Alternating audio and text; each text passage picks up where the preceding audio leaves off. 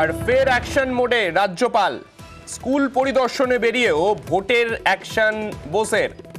মানুষের রক্তে রাজনীতির হোলি খেলা আর নয়, অতীতের অশান্তি বন্ধ করতেই হবে। নিজের রাস্তায় নেমে নির্বাচন সরেজমিনে খতিয়ে দেখবেন হুঙ্কার দিলেন রাজ্যপাল। আমাদের প্রতিনিধি অর্পিতা রয়েছেন আমাদের সঙ্গে, অর্পিতার থেকে জানতে চাইবো। অর্পিতা, আমরা এর আগেও দেখেছি যে সময় অন্যান্য নির্বাচনগুলো, গত যে নির্বাচন গেছে, আমাদের রাজ্যের পঞ্চায়েত নির্বাচন গেছে, সেই সময়ও রাজ্যপাল নিজে রাস্তায় নেমে তিনি বিভিন্ন নির্বাচন কেন্দ্রগুলো তিনি খতিয়ে দেখেছেন। আজকে মূলত কি হুঙ্কার তিনি দিলেন? তিনি আজকে জানালেন যে ভোটের প্রথম দিন থেকে তিনি রাস্তায় থাকবেন। তার কাছে দুটোই প্রায়োরিটি, একটা হলো যে হিংসা বন্ধ এবং আরেকটি হলো দুর্নীতি বন্ধ করা। তিনি রাজভবন বা ভ্রাম্যমাণ রাজভবন, মানে তিনি যেহেতু রাজ্যপাল সেহেতু তিনি রাস্তায় তিনি থাকবেন এবং সকাল 6টা থেকে তিনি রাস্তায় তিনি থাকবেন। মানুষের কাছে যে উপলব্ধি, অর্থাৎ তাদের কাছাকাছি যে পৌঁছে দেওয়া এবং পঞ্চায়েতের আগে সাধারণ মানুষকে, অর্থাৎ মানুষের রক্ত নিয়ে যে রাজনীতির হোলি খেলা, সেই হোলি খেলা কিন্তু যাবে না। এবং তিনি কার্যত পরিষ্কার করে তিনি বলে দিলেন যে ইলেকশনের দিন সবার ওঠার আগে তিনি সকাল 6টা থেকে রাজ্যপাল রাস্তায় তিনি থাকবেন। সাধারণ মানুষের রক্ত দিয়ে এই পলিটিক্যাল হোলি খেলা কোনোভাবে খেলা যাবে না এবং এই যে গোটা যে নির্বাচন, সেই নির্বাচন যাতে সুষ্ঠুভাবে হয়, একজন রাজ্যপাল হিসাবে তার সেটা দায়িত্ব।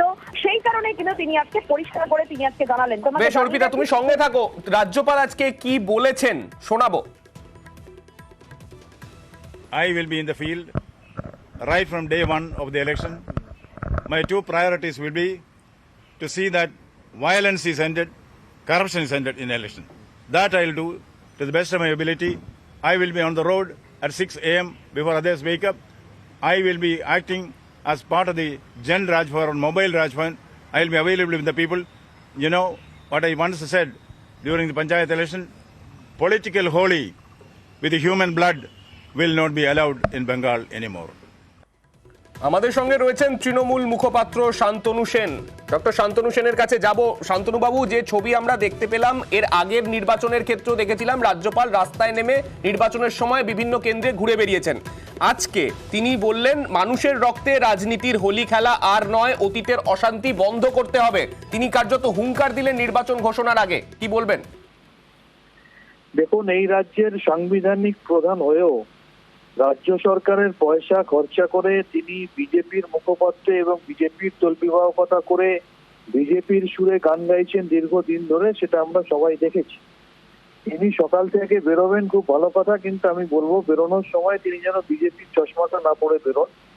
দ্বিতীয়ত আমি বলবো যে তিনি যেহেতু এই রাজ্যের সাংবিধানিক প্রধান, সেক্ষেত্রে এই রাজ্যকে যখন বিভিন্নভাবে অপমান করা হচ্ছে, সেই সময় তিনি কেন চুপ করে থাকছেন?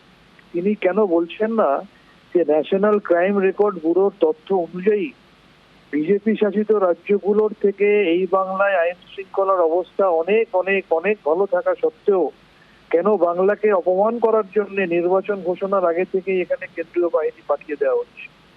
কেন তিনি বলছেন না যে উত্তরপ্রদেশ, যেখানে আইন শৃঙ্খলার সব থেকে খারাপ অবস্থা, সেখানে 80টা আসন থাকা সত্ত্বেও সেখানে 200 ঘরে কেন্দ্রীয় বাহিনী, আর বাংলায় 42টা আসন থাকা সত্ত্বেও কেন এখানে 920 কোম্পানি কেন্দ্রীয় বাহিনী? তিনি কেন বলছেন না যে 2021-এও কোভিডকে উপেক্ষা করে তামিলনাড়ু 236টা আসনের জন্য এক দফায় ভোট হলেও বাংলায় 294টায় কেন 8 দফায় ভোট হয়, আর এখানে কেন বাংলায় এক দফায় ভোট হবে না? তিনি কেন বলছেন না যে রাজনৈতিক প্রতিহিংসা পরায়ণতার কারণে তাকেও তো বারবার অ্যাপ্রোচ করা হয়েছিল, কেন বাংলার 59 লক্ষ মানুষের 100 দিনের টাকা বা 11,36,000 মানুষের আবাসের টাকা এখনো কেন্দ্র দিচ্ছে না? এই বিষয়ে তিনি কেন চুপ থাকছেন, বাংলার মানুষ সেটাই জানতে চায়। অর্থাৎ এই প্রসঙ্গে আপনারা যে আগেও যে সুর চড়িয়েছিলেন সেই কথাই আজকেও আপনি বললেন, এবং ধন্যবাদ আপনাকে। রাজ্যপালের যে বার্তা, সেই প্রসঙ্গে বিজেপির তরফে কি বক্তব্য? আমাদের সঙ্গে রয়েছেন বিজেপির সাংসদ শ্রমিক ভট্টাচার্য। শ্রমিক বাবু, আজকে রাজ্যপাল তিনি বললেন অতীতের অশান্তি বন্ধ করতে হবে, মানুষের রক্তে রাজনীতির হোলি খেলা আর নয়, এবং তৃণমূলের তরফে একে কাউন্টার করতে তাকে বলা হলো বিজেপির চশমা পরে তিনি ভোটের সময় বেরোন। কি বলবেন? দেখুন, এই মুহূর্তে পশ্চিমবঙ্গের রাজনৈতিক বিতর্ক কার্যত একটা খেউড়ে রূপান্তরিত হয়ে গেছে। এর বিতর্কে অংশগ্রহণের কি কোনো অর্থ আছে? রাজ্যপাল ইচ্ছা শক্তি দেখিয়েছেন। রাজ্যপাল একটা অনুভূতি প্রবণ মন নিয়ে তিনি বলতে চাইছেন যে রক্তপাত শূন্য নির্বাচন। তৃণমূল কংগ্রেস উদাহরণ দিচ্ছে উত্তরপ্রদেশের। গত 10 বছরে উত্তরপ্রদেশের কোনো নির্বাচনে কেউ মারা গেছে? বিহারের মতো জায়গায় সেখানে নির্বাচন এবং নির্বাচনোত্তর কালে কোনো রাজনৈতিক সংঘর্ষ হয়েছে? কোন রাজনৈতিক দল কোন রাজনৈতিক দলের বিরুদ্ধে ভোট দখলের অভিযোগ করেছে, থান কাপড় বিতরণের অভিযোগ করেছে, বাইক বাহিনীর অভিযোগ করেছে, জেসিপি দিয়ে বাড়ি ভেঙে দেওয়ার অভিযোগ করেছে? পঞ্চায়েত নির্বাচনে কোথাও 50 জন মারা গেছে? কোন জায়গায় বিডিওরা লুট করেছে?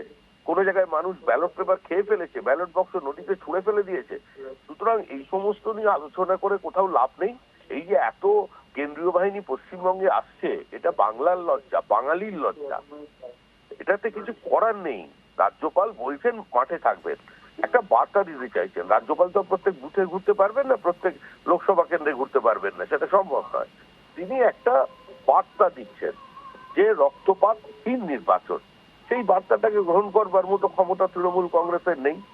আর এ কারণেই পশ্চিমবঙ্গে আজকে এই পরিস্থিতি তৈরি হয়েছে। তবে একটু অপেক্ষা করুন, এই মে মাসের শেষ সপ্তাহের দিকে দেখবেন এই সমস্ত প্রতিক্রিয়া নেবার জন্য আপনারা যদি টেলিফোনও করেন, টেলিফোন ধরবার লোক থাকবে না। বেশ, ধন্যবাদ।